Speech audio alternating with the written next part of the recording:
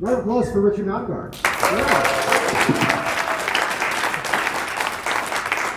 So I seize the opportunity to give a quick intro to Dan Candell, who you all already know, though I'll share one of my favorite things about what Dan speaks about, and some of you will understand where this is coming from. He does this really unique thing where he talks about stuff that he's actually done and things that he's actually doing right now. And that's really one of the things this whole industry needs more of, which is let's talk about the stuff that's actually working right now and not just playing the game of, oh, this thing many years ago, or sometimes things that people have never actually done themselves. One of the biggest things with Dan is he's someone who I've seen evolve and change the work that he does over time and listen to the audience's response and really see the ways that he can continue to grow as the audience continues to grow too. So you're in for incredible information. Put what he shares with you absolutely to use. Help me welcome Dan Candell.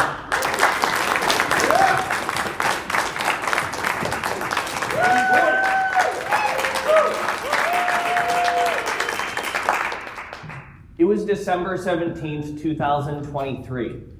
My husband and I thought it would be an amazing idea to put our dog in the car and to drive 48 hours to Florida and spend 2 weeks for Christmas and New Year's at our friend's house in Florida. That began a serious series of unfortunate events. About a week before we were supposed to leave, my husband got into a really bad car accident. He was okay. He hit a rock that they had moved to do construction, and it totaled his car. We figured, that's okay, we'll have a rental that we can drive down to Florida, and we don't have to put miles on our cars. This is great. We're pulling out of our driveway on a rainy Monday morning at 6 a.m. It was the Mondayest Monday that has ever Mondayed. And as we're pulling down our street, I slammed on the brakes. There was our neighbor's massive Great Dane dog standing in the middle of the road like Scooby-Doo. Remy? I beat the horn, the dog ran out of the way. I started to take my foot off the gas, and I slammed on the brakes again, right where the dog was, where we were about to be. A tree fell right in front of us, and if we were 1 second later, I wouldn't be here now to tell you this story. We ended up driving 2 days straight to Florida from Massachusetts with our dog, Cooper, our golden retriever, in the back seat. We arrived to our friend's house. We had Christmas dinner with Jason Lynette and his family at the time. Thanks, Dan. Thanks. And after that, the rest is history. 2 days after that Christmas dinner, I get a phone call. And after that phone call, I realized nothing would be the same. My mom fell. She had some oddities that we recognized that were developing over the past couple of years. But we figured it's just mom being mom, wild, wacky mom. Another family member called me. He said, Dan, your mom fell yesterday. She had surgery. She's in the hospital. She's getting transported to a rehab facility. So we decided to throw Cooper back in the car, drive 2 days straight back home. And for the past year and a half, my mom has now been in lockdown in a mental care unit. The first time I walked into that facility was so triggering. And I realized nothing will ever be the same. There were people there, slumped over in their wheelchairs, just waiting for their last breath.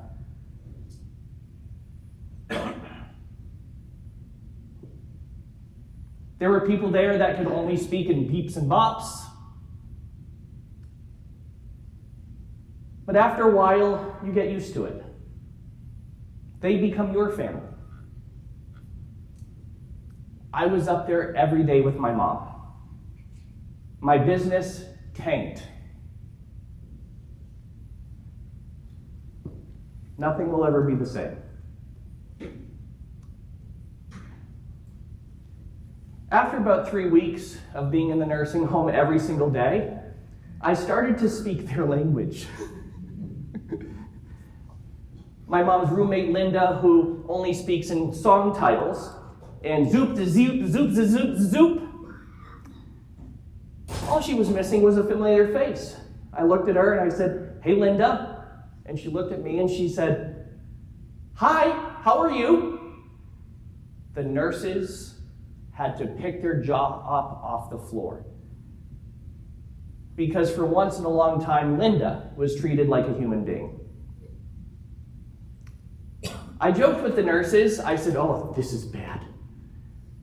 They said, "We know things with your mom aren't good." I said, "No, this is bad because I'm starting to speak their language up here. I'm becoming one of them."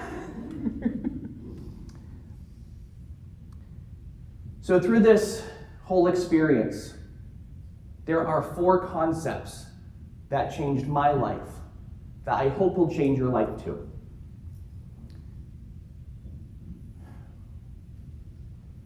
The first is radical, proactive acceptance. Seeing my mom up there in the state she's in is so unfortunate. It's so sad, and she's only 68 years old. She's one of the youngest ones in the nursing home. I was so mad at the world. I was so mad at the universe. I was so mad at God or Buddha or Satan or whatever you want to call it. I was so mad. 2 years ago, I was caretaker for my dad. I was with him until his last breath, and the last words he said to me before he passed was, "I love you too." And I said to my husband, I said, before my mom fell, I said, "This is it. We finally get an experience to go and live our lives. We don't have to take care of anyone anymore." And when I got that phone call, I was so angry. I was so hurt.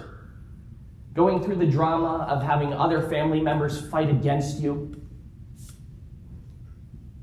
wondering if you're doing the right thing.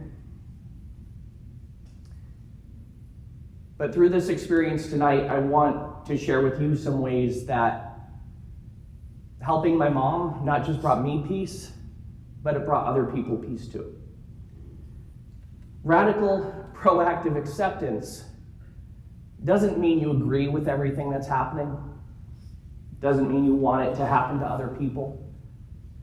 Radical, proactive acceptance means that you're still moving through it, Cupcake. And it's okay if some days you lose your mind. It's okay if some days you don't know what to do.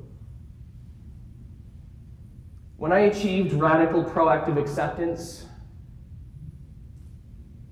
I was able to be numb, which is okay right now. One of the things I had to accept is that other family members were going to paint me as the villain. Let them. It's okay. Radical, proactive acceptance. Mom is here right now. It's all we have right now. Right now is all we have.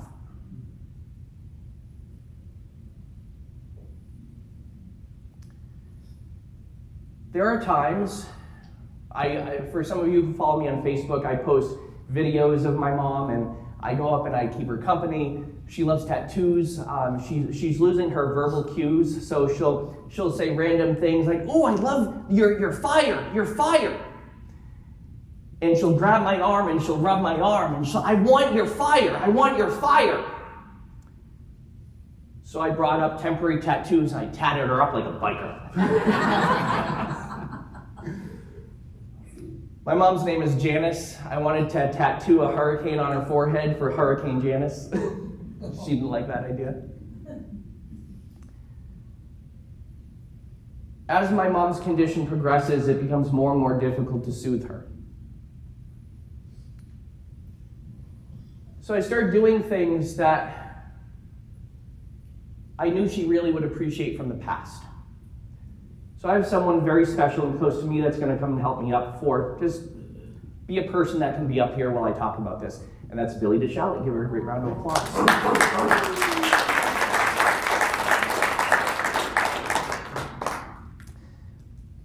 Billy, you can stand right here. One of the things that I did for my mom, I would paint her nails. She loved when I would paint her nails. But as her mind started to get weak, and as she started to lose a little bit of her faculties, I would have to say things like, Mom, hands smooth and flat, hands smooth and flat, hands still smooth and flat, and I'd have to keep my hands on hers like this. Mom, smooth and flat, hands still and flat. And she'd, what with my hands? What hands? What hands? And I'd paint her nails and she'd touch her face and it would just be a nightmare. But then I found another way. Another way that involved something much easier. Another solution. There are these things called dashing diva nails. They're stick-on nails. They literally look better than the paint-on ones.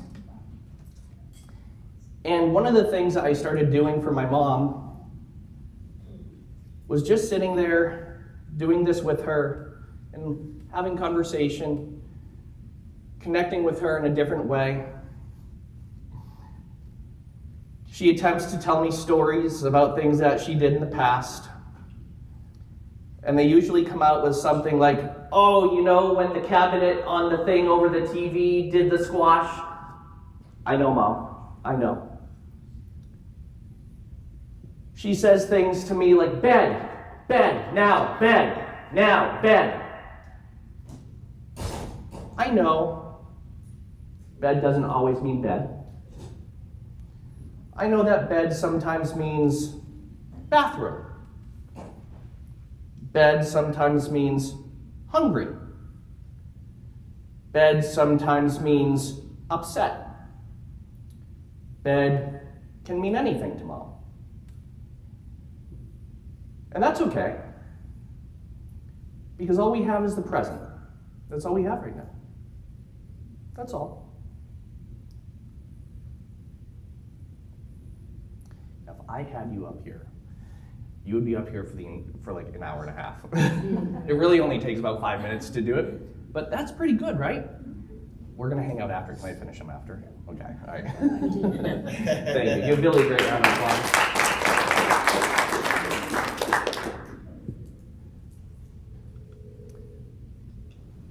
There was this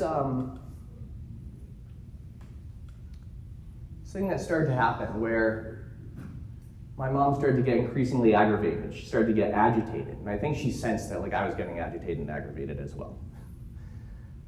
She has a lot of outbursts, and I was up with her on Thursday before I left for Las Vegas, and she looks at me and she goes, I'm gonna scream. I go, Mom, quiet, it's okay. She said, I'm gonna scream. I'm like, Mom. And she goes, Ma! So I used to go, shh, no. I tried to do that. That didn't work. So I had to really focus on what's in here instead of what's in here. So on Thursday, I looked at her. She goes, I'm going to scream. She goes, ah! So I got in her face. She goes, ah! And she goes, you shit.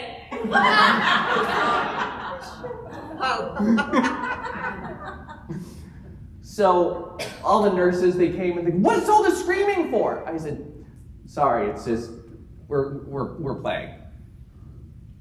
So I put together a little key for the nurses, how to soothe Janice. Now, I say to the nurses all the time, she's like one flew over a cuckoo's nest up in here. But I'm teaching the nurses, instead of de-escalating the situation to match some of their patients. So now what do the nurses do when my mom screams? They scream back at her. And guess what she does? She laughs. She laughs. The second concept, we have proactive radical acceptance. The second concept we have is trust. Trust within yourself. Trust that you have the right answers. Trust that you have the solutions. That time when I screamed at my mom in the face and she laughed back, and I just trusted that was the right thing to do, I realized things will never be the same. I imagine what would happen if other family members came up and saw me screaming in Mama's face. But none of that mattered. None of that mattered. I'm a very public person. I post a lot on social media. I post a lot on Facebook, on Instagram, on TikTok. I was going to start posting on OnlyFans, but I didn't think people wanted to see that side of me. And then I was going to call it onlydance.com. Because of a lot of the things I post, a lot of people would reach out to me and say, oh, you should try this, or you should do this, or you should try this. And right when I found peace, I started to get so agitated again because I felt like I'm not doing enough. I'm not doing the right thing. I do my best to listen to what other people say, to take their advice, to heed their wisdom.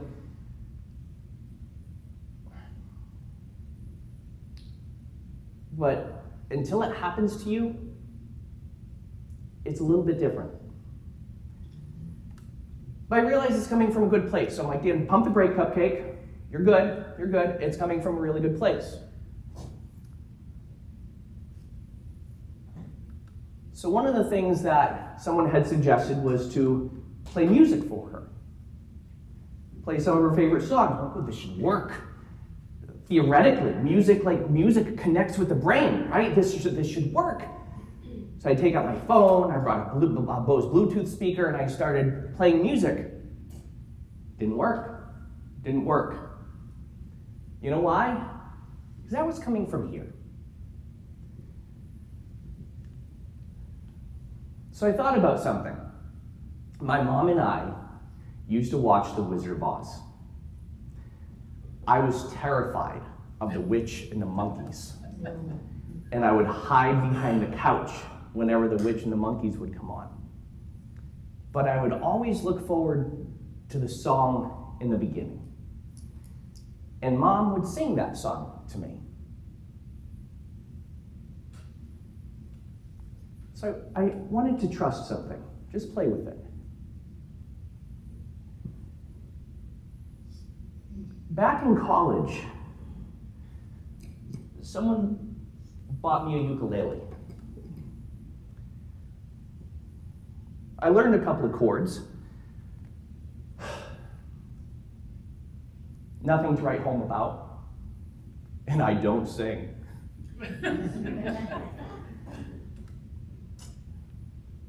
But I'm like, Dan, just trust the process. And be patient with yourself. And be patient with her. And the third concept is patience. Patience with ourselves.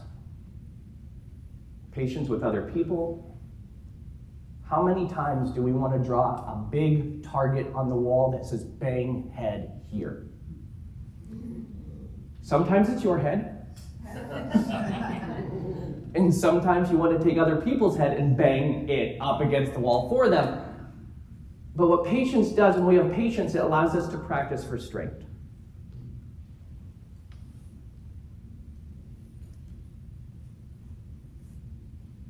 So my mom is in a wheelchair. She's wheelchair bound, so I wheeled her outside, and it was a bright summer day. And I just wanted to try something.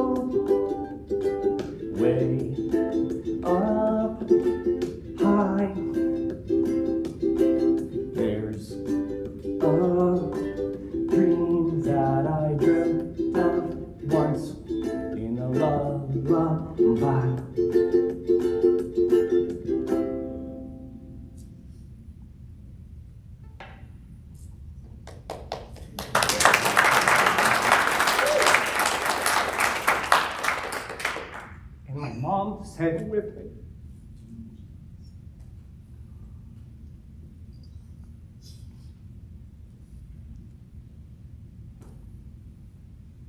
Because it came from here.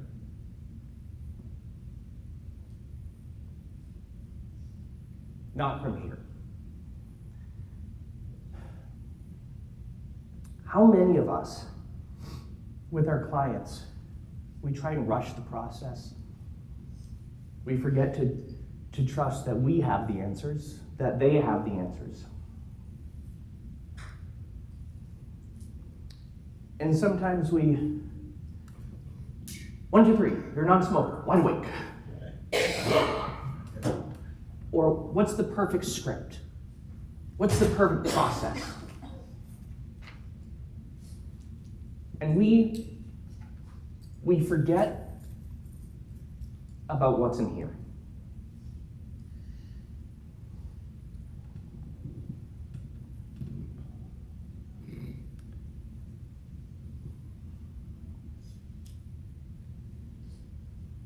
We have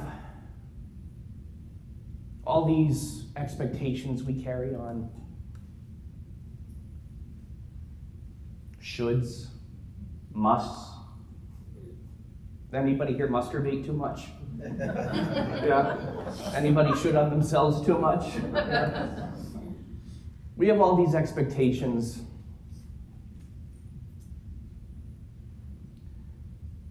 We carry all this pressure. We carry resentment, anger.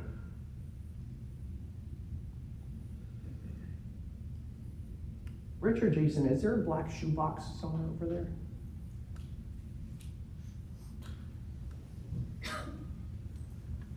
Bear with me for one moment. It may be under here. Ah, it's here. Sorry, Jason. Come back, come back. Auntie M, come back, come back. I got it, thank you. Sorry.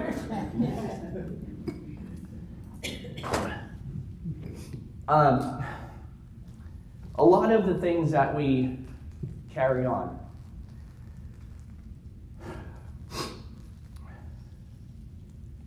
it's like our trash.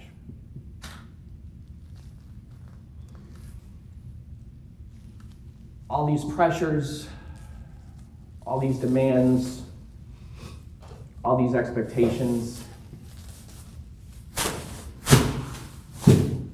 all of our trauma.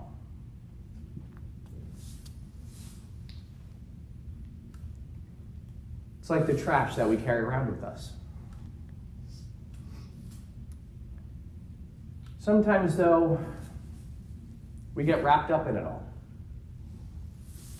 Sometimes we begin to suffocate in our struggles, in our trauma. And we can try, but we can't find our way out.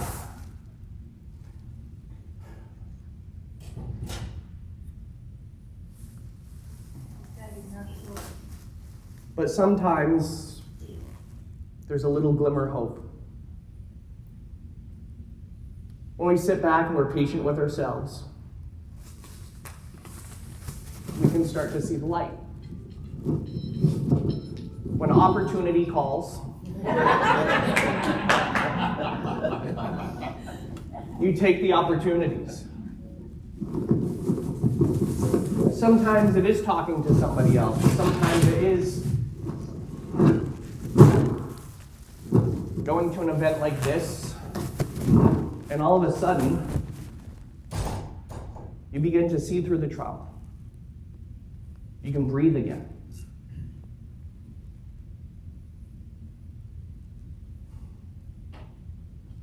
And you realize maybe nothing ever will be the same. But what happens is when we think we've gotten over the trauma, when we think we've released the expectations, did we really? Or are we just wearing around as like a trauma suit? Right? One of the things we want to focus on doing is not just seeing through our trauma.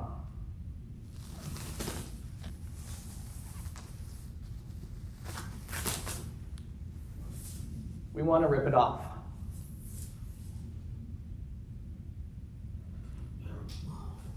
And we want to let it go.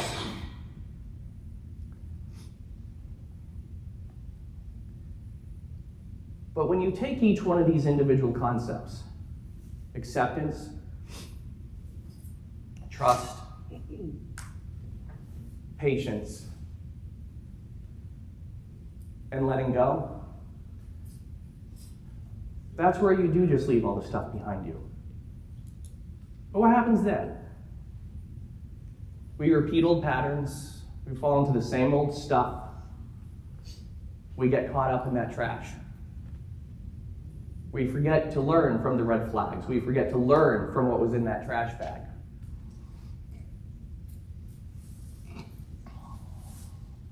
So instead, we can take all that stuff, wear it as a cape, become a superhero. We can become victorious over it instead of getting caught up in it.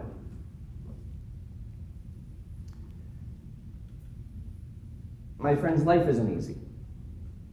And that's okay. No matter what you go through, you're never going to be the same. And that's okay. There are things that are going to happen in your life that you don't want to embrace. We don't want to embrace loss. We don't want to embrace tragedy. We don't want to embrace the crap storm that happens with what's going on in the world now. We don't want to embrace that. We don't want to accept that. And on some level, why should we accept the things that we're not okay with?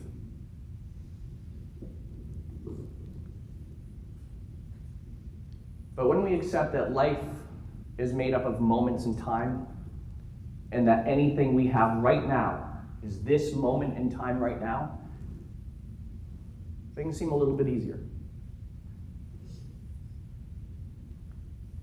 When we trust within ourselves that we are here to make a difference, things get a little easier. Richard Nongard said to me one time, for context, Richard, Dr. Tracy Riley, and I, the three of us, we started a series called The Shrink Tank. And we never really did anything with it. We filmed several episodes, but just never really did anything with it. Well, the week of my wedding, which, by the way, we pushed up. We're going to have it in 2025, but we pushed it up so my mom could be there and be present. And she looked beautiful. She enjoyed it. And we literally made the day for her. I wheeled her down the aisle, and she thought everybody was there for her. And it was beautiful. And we let her. But a few days before my wedding, I went out to dinner with a friend of mine after Richard and Tracy and I filmed the latest episode of The Shrink Tank. And it was about how anger can eat at us. And I went out to dinner with a friend, and this friend got into an argument with somebody that we were sitting next to, total stranger. And I was texting Richard and Tracy, I said, "You're never going to believe this. The same exact thing we just talked about is happening right now." And Tracy texted me and she said, "Dan, I'm sorry this is happening 2 days before your wedding. I hope this doesn't ruin your night or even your wedding week."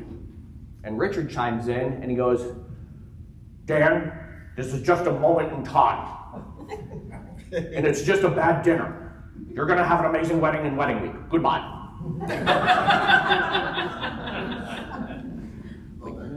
No truer stories have ever been told, right? So when we accept that and embrace life as just moments in time, when we embraced trust, authenticity, I was planning on leaving this on, but it's hot. Even when you're wearing your trauma as a cape, it's hot. When you embrace acceptance, trust, patience,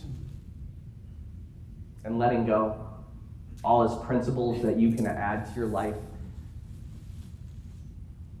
things will never be the same. And that's okay.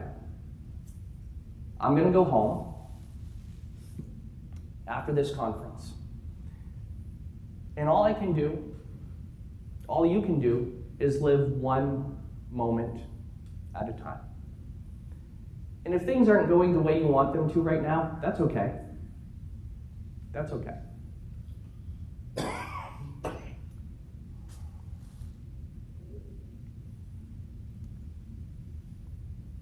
There's another side to Dan Candell.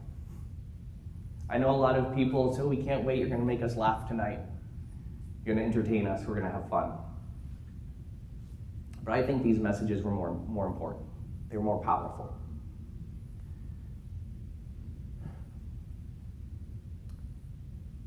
So do me a favor. I would like all of you to find the fun in the rest of your night. I would like all of you to ask yourselves how you can embrace these 4 concepts, plug them into your lives, and also share them with your clients. When you do, your stress, your anxiety, your pressure, your obligations, they'll lift. It'll feel so much easier, so more natural for you just to move through things. When you do it for yourselves, you can do it for your clients. You can teach your clients exactly how you're doing it. Ask your clients where they can plug in acceptance, where they can plug in trust, where they can plug in patience, what they can let go of. And help them do it, just like you're doing. Thank you for being a part of my journey. Because of all of you, my life will never be the same. So as always, be well, do good, be true to who you are, and happy healing, my friend.